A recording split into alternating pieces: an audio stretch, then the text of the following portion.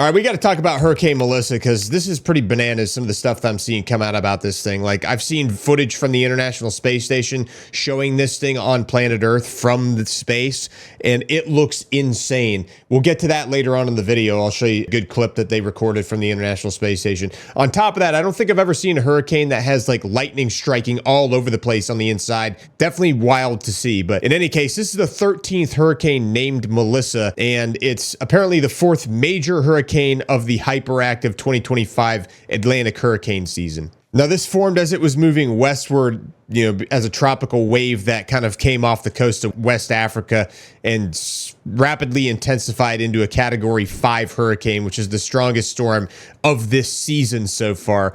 And it's probably due to the fact that there was pretty exceptionally warm sea surface temperatures in the Central Caribbean Sea and low wind shear. By October 27th of 2025, it reached peak intensity with a maximum sustained winds of 160 miles per hour or 260 kilometers per hour and a minimum central pressure of 913 millibars, which makes it one of the most intense Atlantic hurricanes on record for October. Now, the storm has been moving pretty slowly, and it was initially pretty erratic. It was only moving at around 3 miles per hour westward for a little while, which prolonged the impacts that it had across all of the islands out there, like the Leeward Antilles, the Greater Antilles, Jamaica, Haiti, Dominican Republic, Cuba, Hispaniola, and parts of the Cayman Islands and Puerto Rico. Now, it definitely posed a significant threat to Jamaica, where it was forecast to make landfall as a high-end Category 4 or low-end Category 5 late on October 27th or early October 28th, potentially becoming like the strongest hurricane to hit the island since records started in 1851. Because of the fact that this storm is moving at such a slow pace, it also amplified the risks of catastrophic flash flooding because it's sitting there for a long time and just dumping rainfall. Apparently, the storm surge was up to 20 feet and the winds were extremely destructive, with rainfall totals projected at 15 to 30 inches across Jamaica and up to 40 inches locally in some isolated areas. Now, as of October 27th of 2025, at least 5 fatalities have been reported and 15 injuries, including 1 person reported missing, primarily from flooding and landslides in Haiti and the Dominican Republic. People are assessing and estimating that there's going to be $5 billion in economic damages from this thing, including widespread disruptions to water supplies, power grids, and transportation systems. Now, this thing was first noted as a tropical wave on October 16th and started moving westward from the African coast into the eastern Atlantic. And then by October 17th and 18th, this tropical wave crossed over the Cape Verde Islands with minimal organization and then entered a region of moderate wind shear that suppressed convection and continued westward at about 15 to 20 miles per hour. Once this disturbance entered the Windward Islands near Barbados and things like that, it slowed down dramatically and then meandered into the Caribbean Sea. By October 21st, it was designated as Tropical Depression 13 with 25 knot winds, which is 29 miles per hour. And by later October 21st, it was upgraded to Tropical Storm Melissa with 40 mile per hour winds.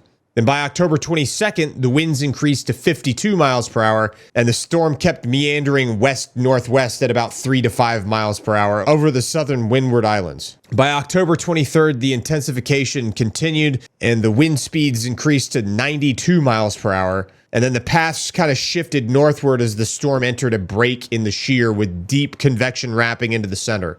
By October 24th, this thing was upgraded to Category 3 status and was spinning at 115 miles per hour as it continued westward. By October 25th, it was up to 127 miles per hour and underwent a 35 mile per hour wind increase in less than 24 hours. Then by October 26th, this explosive growth continued and it was upgraded to a Category 5 by the time the winds reached 161 miles per hour. Now, as of 9 a.m. UTC on October 27th, Melissa was about 130 miles south of Kingston, Jamaica, and was moving west at 3 miles per hour with hurricane-force winds extending 30 miles outwards from the center, and tropical storm-force winds 195 miles out from the center. Now, so far, there's been 4 deaths in Haiti, 2 from landslides near Port-au-Prince, and 1 from a falling tree in Marigot, which is super unspecified. And then there's also been 1 death in Dominican Republic where a man was swept away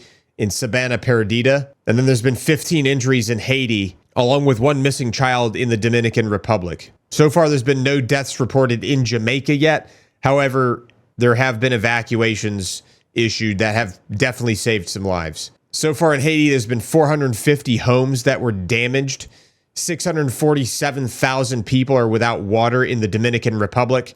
And there's been road collapses in the Maria Trinidad Sanchez province. The U.S. Navy even had to evacuate non-essential personnel from Guantanamo Bay as a result of this thing. One of the craziest things I've seen about this so far, though, is just the view from the International Space Station that was shared on the morning of October 26th of 2025 as Melissa intensified into a Category 5 hurricane southeast of Jamaica. So on the 26th, astronauts aboard the International Space Station captured real-time footage of the storm in a 4K live stream, and they broadcast it shared via NASA's live feed and Send.com's continuous broadcast, revealing Hurricane Melissa from 250 miles above Earth, which is got to be one of the craziest things that these people have ever seen up there. In the video, you can see a very sharply defined 10 nautical mile wide eye.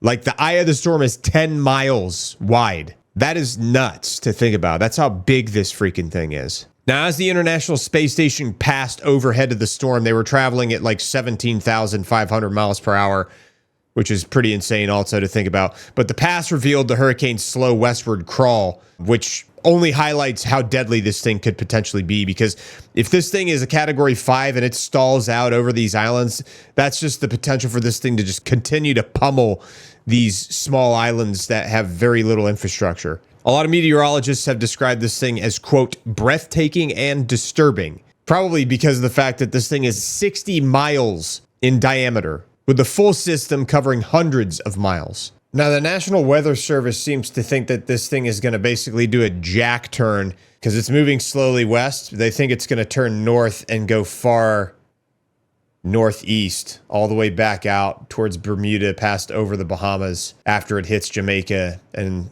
the southeastern side of Cuba. But I think the thing that's most important about this is that this is estimated to be the strongest hurricane to ever hit Jamaica in recorded history, which would surpass Hurricane Gilbert of 1988, which hit as a Category 4 with 130 mile per hour winds and caused extreme devastation. Because like I said, right now, Hurricane Melissa is a Category 5 with maximum sustained winds of 160 miles per hour with gusts of even faster. And it's currently projected to slam into Jamaica's southern coast early Tuesday morning on October 28th, less than 24 hours from right now. They're saying landfall is expected between midnight and 4 a.m.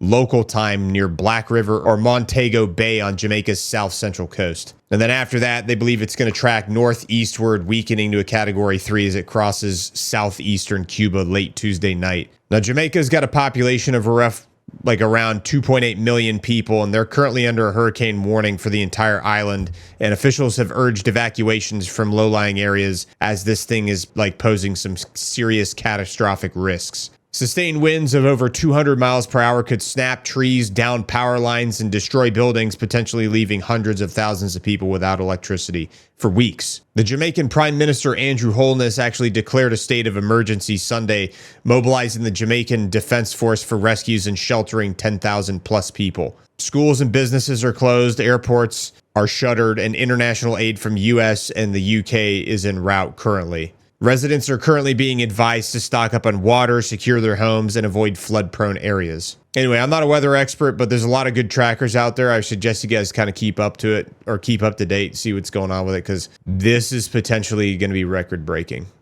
Okay, guys, that's it for the daily roll-up for today. I appreciate you watching the video up until this point. If you stuck around till now, you're honestly helping support the channel more than you know, because retention rates do help boost this video in the algorithm. It does support the channel. So if you want to support the channel in other ways, you can like this video, you can leave a comment in the comment section below, or you can share this video with your friends. I will say, just for those of you that have been around for a while, I'm going to continue to make the short videos in addition to the long video every day. But just for the long video, for the purposes of the long video, if I want the videos to perform well, I can't be covering like 7 different stories because the algorithm doesn't know what to do with it, doesn't know who to recommend it to, and things like that. And so that's just kind of what I've learned from experience. So I'm going to keep the longer videos focused on one centralized topic, but I'll still continue to post like 5 or 4 shorts that are based on like various different things happening around the world. So if you want to see different stories, we'll have those up. And then if you want to see something that's a little bit more of a deep dive, we'll have the long videos as well. So again, I appreciate you guys supporting the channel. I appreciate you helping enable me to continue to do this. Obviously, I can't keep doing this if it doesn't make enough money to pay for the editing costs, which is really what it comes down to, because I don't make any money. Like, I make just enough to pay my editors. And that's just how it is, you know, for now. But that doesn't mean it has to stay that way. Eventually, hopefully, if this stuff takes off, then we'll be able to do a little bit more and be able to get more videos out there, because we'll be able to afford more editors and expand. So, but I appreciate the support regardless. Please let us know what you thought about this video in the comments below. It helps us out. And yeah, we'll see you guys in the next video.